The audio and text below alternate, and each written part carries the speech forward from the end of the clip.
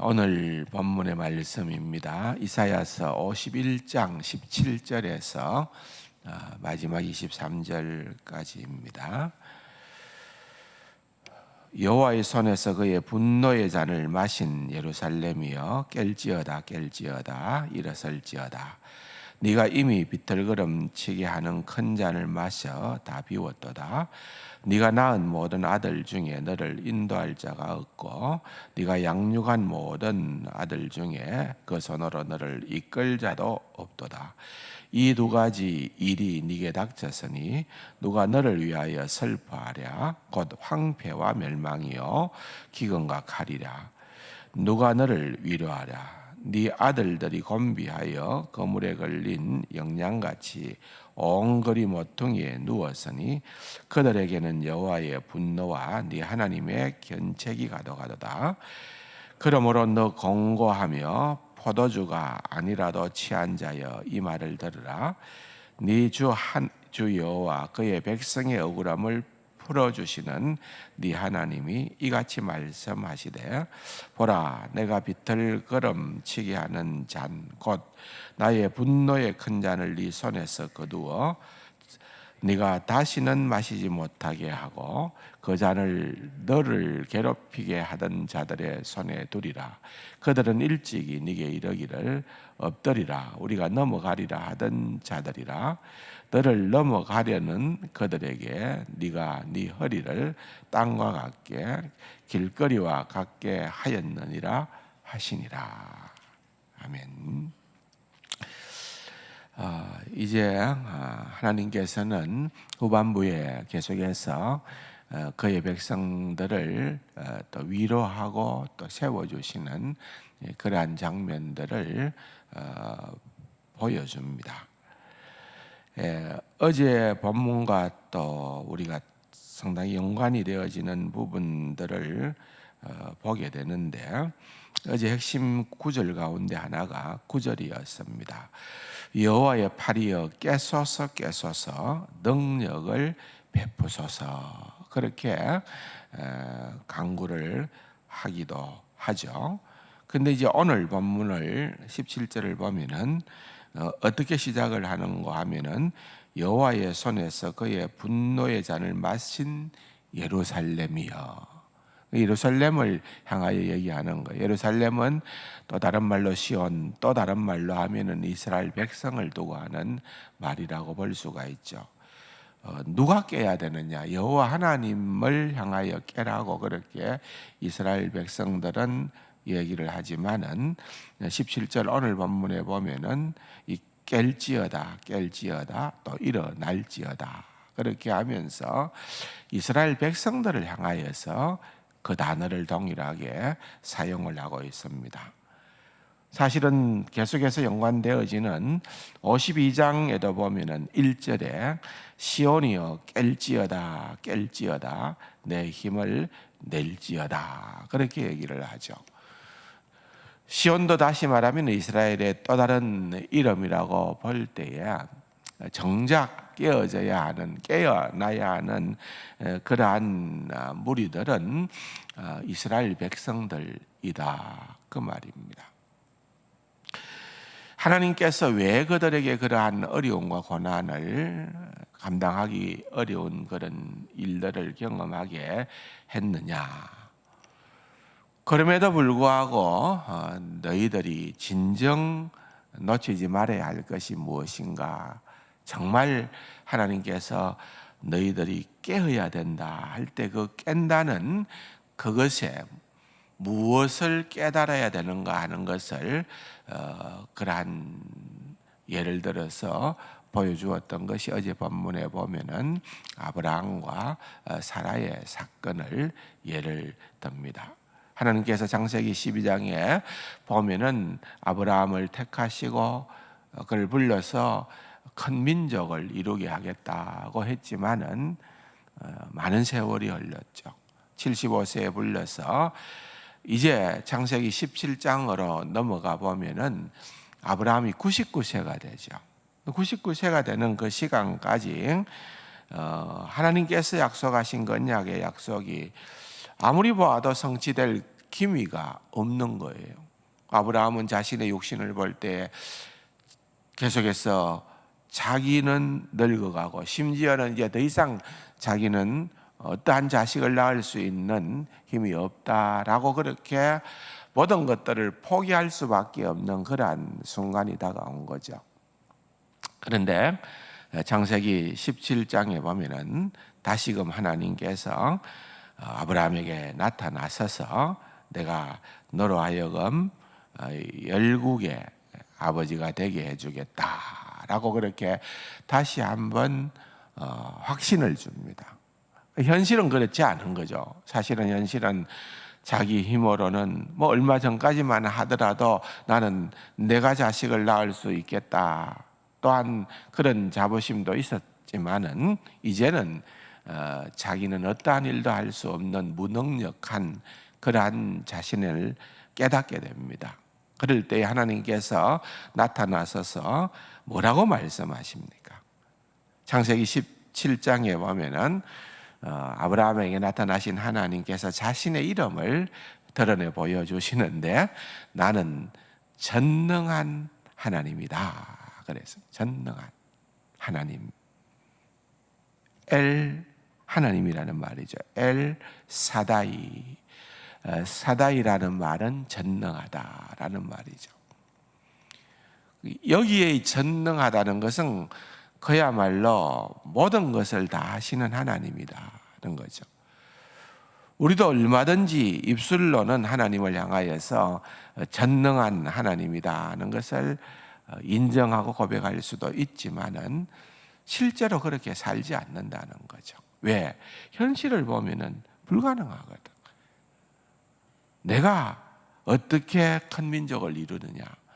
나도 그렇고 내 아내 사라를 봐도 그렇고 하나님이 이제 어떤 일을 행하실 수 있는 그러한 능력이 있다 하더라도 지금 우리 상태를 보면은 그거는 불가능하다. 그러나 하나님은 아니지요. 하나님의 때는 그때예요. 하나님은 그때까지 기다리신 거예요. 네가 네 힘으로 할 수 있는 그것 있느냐? 해봐라. 그럴 때에는 하나님을 정말 인정할 수가 없는 거예요. 오늘도 시편의 기자가 그렇게 고백하고 있는 그런 수많은 고백들이 정말 입술만의 고백이 아니라 그의 중심의 고백이라고 한다면은 구원자다. 과연 그럴까요? 여러분, 하나님은 그것을 진정으로 원하시는 거예요. 하나님은 그냥 우리로 하여금 하나님을 입술로는 그렇게 부르면서도 실제적으로 내 삶에서 하나님, 내가 이만큼은 내가 할 수 있어요. 하나님이 너무 나서지 마세요.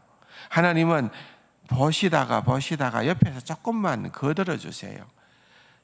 내가 아무래도 하기는 하지만은 내가 하는 데에는 한계가 있으니까. 그러나 하나님은 옆에서 있다가 그냥 조금만 도와주면은 나는 그 일들을 능히 이룰 수 있습니다. 하나님은 절대로 그렇게 하시는 하나님이 아니시다 그 말입니다. 여러분, 성경에 보면은 그러한 예들이 차고도 넘칩니다. 모든 것에 모든 것입니다. 그렇지 않습니까? 좀 전에 보았던 아브라함도 그러합니다. 야곱도 창세기 32장의 버네일의 사건을 통하여서 결국은 그의 그 모든 잔머리가 하나님께서 그의 한도뼈를 치는 순간에 물거품이 되어버립니다. 이제는 다른 방도가 없다. 이제는 내 지혜와 내 계략과 내 전략으로는 불가능하다. 하나님만 붙들어야 된다. 그렇게 매어 달릴 때에 하나님을 경험하게 된 겁니다. 산헤립을 마주친 히스기야도 동일했습니다. 자기가 아무것도 할 수 없는 그러한 무능한 자임을 깨닫게 되어질 때였습니다. 보십시오. 성경에 다 그러합니다. 기도원 미디안의 10만 대군과 더불어서 어떻게 전쟁을 합니까? 그런데 모병을 해보니까 3만 명이 왔습니다. 여러분, 10만에 비해서는 훨씬 적지만은 그래도 여러분 3만 명이 적습니까? 이 정도면 내가 그래도 좀 잘 훈련시키고 좀 정신력 강화시키면은 해볼만 하다. 그렇게 생각했을는지도 모르겠어요. 왜 하나님께서 300명까지 낮추십니까? 그 전쟁, 네가 하는 전쟁 아니다 그 말이에요. 300명 갖고 어떻게 전쟁합니까? 그러나 이기도록 하시는 거예요. 이유는 하나님이 하신다는 거죠. 하나님이 하신다. 여러분, 이것이 바로 우리의 신앙생활의 정점입니다. 여러분, 하나님께서 우리를 보시면서 네가 할 수 있으면 네가 해봐라. 하나님은 기다리십니다. 혹시라도 우리가 교회 가고 우리가 기도하는 것들이 아직도 왜 이렇게 더디 이루어지지 않습니까? 할 때에 여러분, 우리는 오늘 본문의 말씀으로 돌아와서 다시 한 번 더 생각을 해 봐야 되는 것입니다. 하나님은 정말 전능하신 하나님인가? 내가 입술로는 그 고백을 하지만은 과연 내가 그것을 믿는가? 또 그 하나님은 내가 생각하는 내 마음에 내 입맛에 맞는 하나님은 내가 인정하고, 그렇지 않으면 나는 그 하나님을 거들떠보지 않는다. 여러분, 이사야서 9장 전반부에 보면은 하나님을 향하여서 전능자라, 기묘자라, 모사라, 하나님의 능력을 나타내는 그러한 말씀들이 주를 이룹니다. 그러나 놀랍게도 이제 뒷부분에 이제 앞으로 보게 될 진정한 우리의 구원자는 이 땅에 오실 예수 그리스도를 예언하고 있잖아요. 이사야서를 통하여서. 그런데 그 주님의 모습의 핵심은 고난받는 종이에요. 고난받는 종이에요. 여러분, 그게 이스라엘 백성들은 수긍이 안 되는 거예요. 이사야서 9장에 나타나는 전능자로, 우리의 메시아로, 우리의 구원자로, 우리의 진정한 능력자로 오시는 그 메시아는, 그리스도는 내가 얼마든지 믿을 수 있다. 그러나 그분이 와서 십자가를 진다, 죽음의 길을 걸어간다, 어떻게 그런 메시아를 내가 믿느냐? 그게 유대인들의 사고방식이었어요. 아니라는 거죠. 성경은 구약 성경에서 또 특별히 이사야를 통하여서 그 모든 것들이 다 이미 예언되어져 있는데 우리는 그것을 치사 선택한다는 거예요. 내 입맛대로 먹는다는 거예요. 여러분, 하나님의 말씀은 그런 말씀이 아닙니다.